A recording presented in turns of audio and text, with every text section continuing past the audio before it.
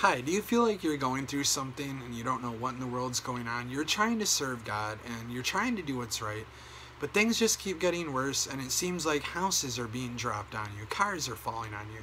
One bad thing happens after another. Well, I have exactly what you're looking for. There's some scriptures I want to read off, and I want to talk to you for a minute about these scriptures and about what's going on because it relates to you and it relates to me when I'm going through things, that there's a purpose behind it. So, Jesus has this multitude, right? And excuse me, he has this multitude, and he tells them to basically sit down, because they're in the middle of nowhere and there's no food anywhere. And then let me read this off. In Matthew chapter 14, verses 19 through 20, this is where he's with this crowd in the middle of nowhere. And he commanded the multitude to sit down on the grass, and he took the 5 loaves and the 2 fishes, and looking up to heaven, he blessed and brake, and gave the loaves to his disciples, and the disciples to the multitude. And they all did eat, and were filled, and took up the fragments that remained, 12 baskets full. So why am I reading this story off? Why is this so important?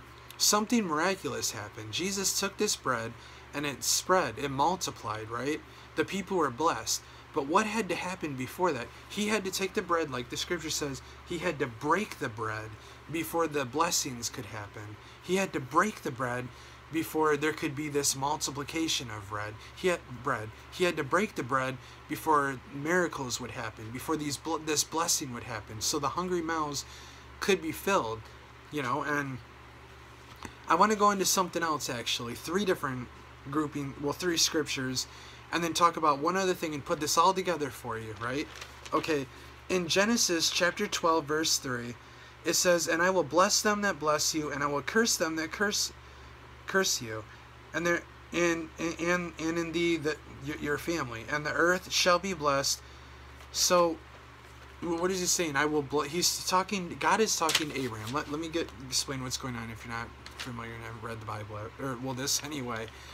God is speaking to Abraham, and he's saying, I will bless those who bless you. I will curse those who curse you.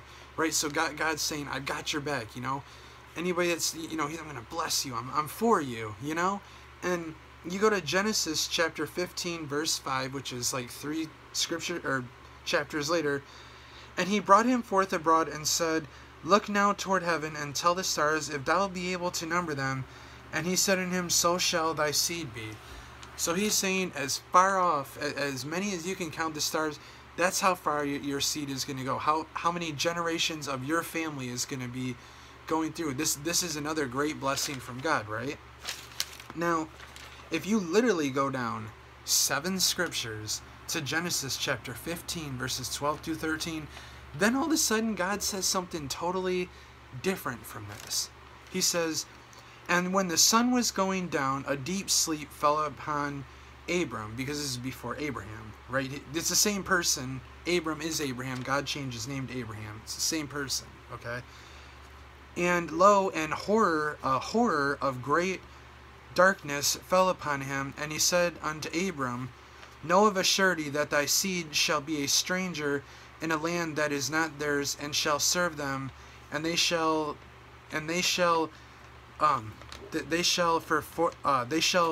be their slaves for 400 years. Sorry, I wrote this down and it's scribbled. But the point is, the point is that God says to him, after all this stuff about blessings, your descendants are going to be enslaved for 400 years.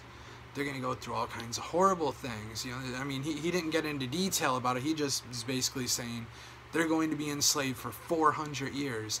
What about the blessings, and what about the this and then that? Why does God throw that down all of a sudden? Why? For what? Because at some point God was going to give those same people, the next generation thereafter of the 400 years, the land that was promised to Abraham would be given to these people. Not these people within the 400 years, but the full generation after the 400 years. So they had to go through something also. Abraham had to go through that also, and I'm sure that it doesn't say in the Bible, but there was a mental thing with him thinking, wow, 400 years, my great-great-great-great-great-great-grandkids are going to be enslaved, and who knows what horrible things are going to happen to them, right? So he went through all kinds of torment. God told him to go and sacrifice his own child. Well, what happened after all these years of wanting a child? Him and Sarah finally have a child, right? And then God's like, now I want you to go and sacrifice your child, right? Isaac. He's like, go sacrifice him, and of course Abraham, it doesn't say again, but it's going through his mind, so much turmoil as he's going to sacrifice him, right? So the angel of the Lord's hand comes down and stops Abraham, right? Because something bad that he had to go through first, he had to show God, yes, of a surety, I love you, God, and here's proof. I would have literally taken my son that I've waited all these years to have for you. And when God saw that, he was like, okay, now I've got you on the level I want you to be. Now I'm going to bless you. I'm going to give you all this stuff, and all these great things are going to happen. And what he's talking about them being enslaved for 400 years, they are, but after that, they would end up in the promised land. That's the same thing. They went through something too for 400 years. But in the end, God put them in the promised land. God did an exodus and removed them from that place, right? And the point that I'm trying to make about all this stuff is, whatever's going on in your life, you have to understand that there's a reason for it. God is not just going to let you fall and be absolutely annihilated. There's a reason for every single season. There's no testimony if there's no test. In order to get on a certain level, like I was saying at the beginning, the bread has to be broken before the blessing can come. There's things that have to be broken in your life that you may not necessarily like or understand at all. There's things that have happened in my life, I don't understand them all. It makes no sense to me. It frustrates me, irritates me. I go through all kinds of stuff. I can be honest. We can all be honest. Okay, we're not supposed to question God. Oh, I sure do. I have questioned God, and that's wrong. I get that, but there's a reason for it. God is having you go through this to put you at a certain spot. Like I was just saying, no test, no testimony. In order for you to get the blessings that you're looking for, in order for you to get the miracles in your life, in order for you to get to that next level with God, Jesus has to take that bread and break you in a certain way. Not kill you, break you, but break you in different ways to get you at that point of a relationship with God, to be at that point that you need to be at. So I hope this is somehow encouraging and helpful. And like I said, just keep trying, don't give up, and remember that no matter what you're going through, there is absolutely a reason for it. God is just breaking some bread in your life. That's what's really going on.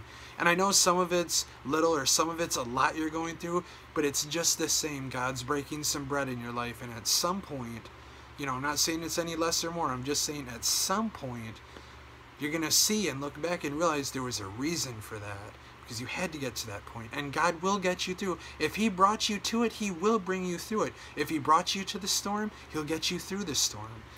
God is with you. Don't give up. And there is a reason for everything that you're going through. Have a nice day.